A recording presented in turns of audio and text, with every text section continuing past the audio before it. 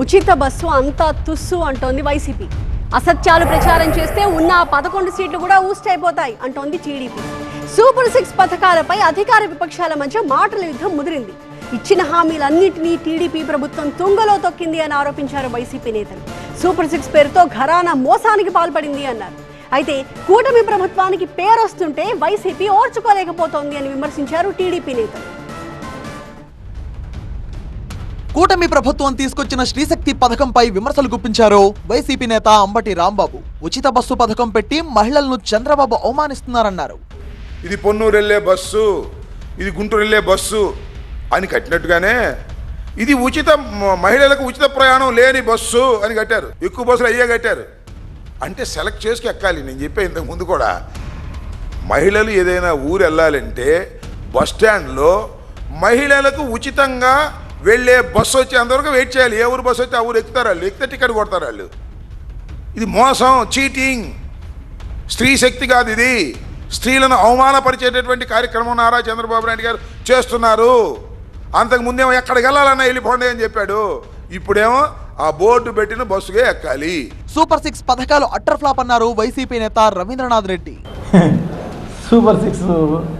Super six ఎక్కడుంది, ఎక్కడ అమలు చేసాం మనము? ఈ ప్రభుత్వమే అటర్ ఫ్లాప్, సూపర్ ఫెయిల్యూర్. ఇది సూపర్ 6 కాదు, ఇంకా 143 హామీలు ఇవ్వడం జరిగింది. 143 హామీల కదా దేవుడు ఎరుగు.